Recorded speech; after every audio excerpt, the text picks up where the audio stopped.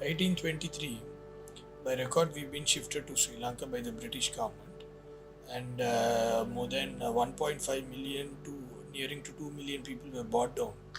But in that, we had almost 30 to 40% lost due to death, jaundice, cholera, snake bites, animal bites, and all that. In those days, they came through forest. The left out crowd were almost a million plus. After 120 years from 1823, when Sri Lanka got the independence, still that we had the right to live in this country.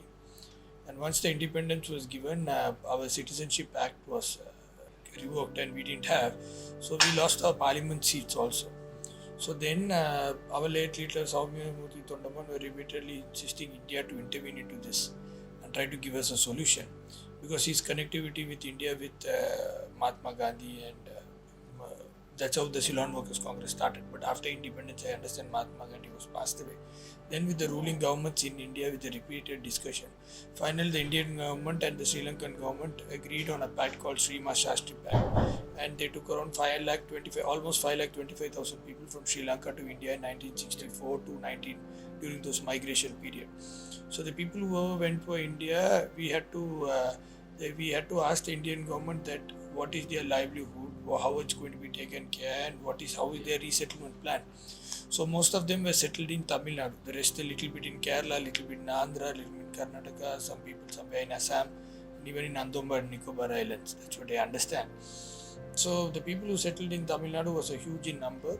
So our relationship with Tamil Nadu government, C.N. Annadurai, the then chief minister, and our great grandfather had repeated, late leader Senthil Thondaman had repeated discussion with them, because they were the members of the Ceylon Workers Congress. And he assured them that he will definitely take care of their well-beings by arranging some way where their livelihood can be taken care.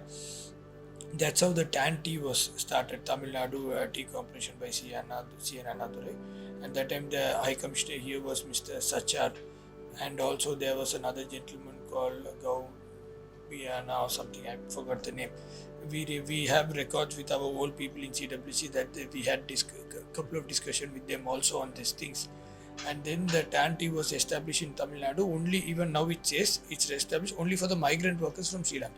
So that's how the Tanti was established, and the Tanti continues for the last 50 years, and our people are stationed there. And there's around, I understand there's around 5,000 hectares or something of land at Kudalur, which the Tanti is running. In that, all the forest land was taken under lease, and cultivated tea lands were bought. And now the Tanti has passed a GO saying that the lands to be given back to the forest, saying that they are running under loss.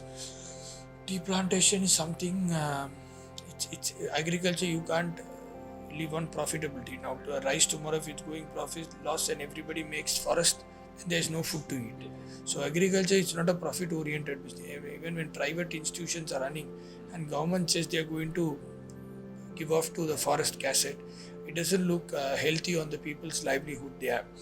A second option is the profit and loss, when throughout the world, when the tea plantation is running under profit now, and people in Africa, they are destroying the forest and developing tea lands. And when things are happening like that, it's really shocked that when Tanti is going under loss.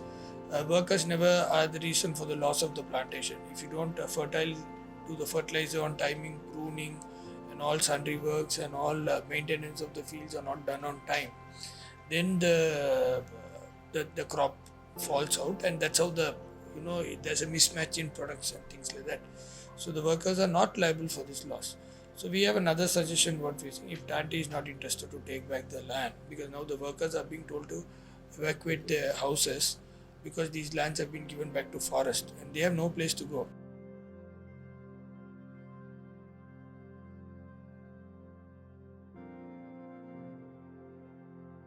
"200 years back, yes, they came from Tamil Nadu. They don't have the roots now with that 200. They have their roots with 50 years which they have gone from here. So their connectivity is here now.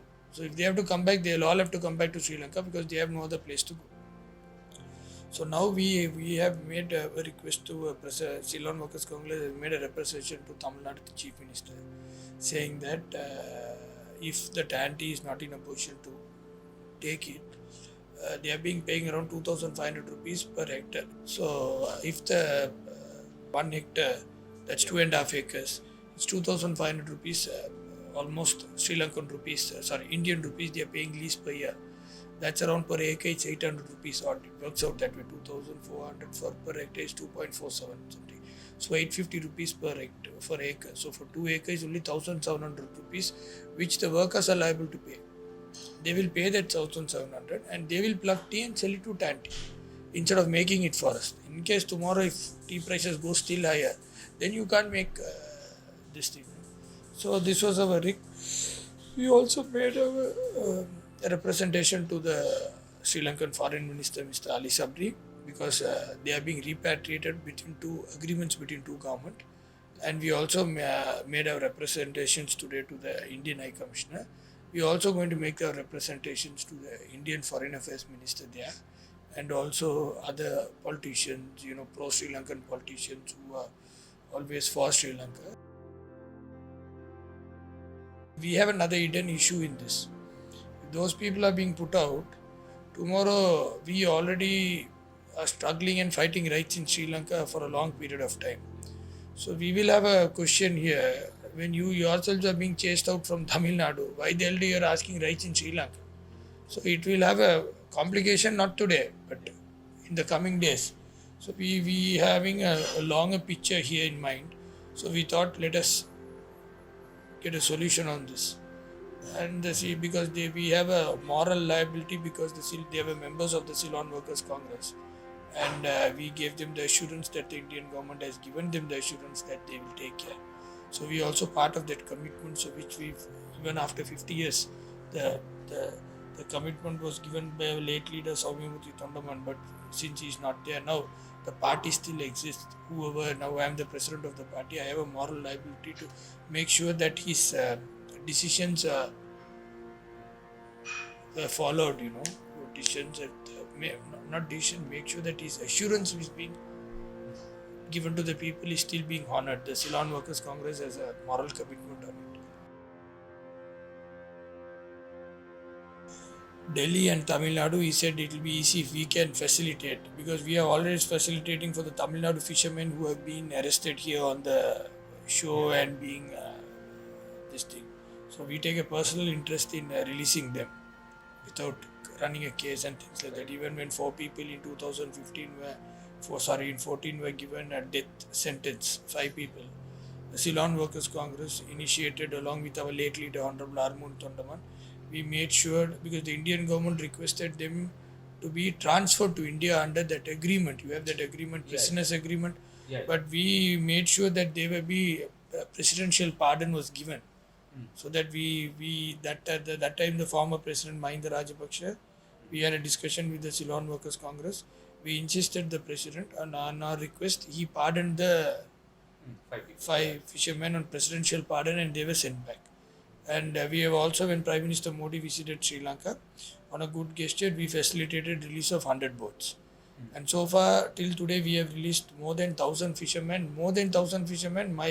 In the last 15-20 years, we have released on a good gesture, humanitarian relief. So our connectivity with Tamil Nadu is very high. So they wanted us to facilitate and get these things sorted out. So because we are also part of that community. If Tanti wants, they can run it like as it is.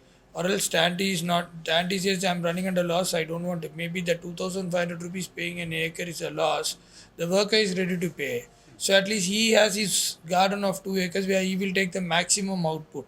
With some condition, leased land can be given to them.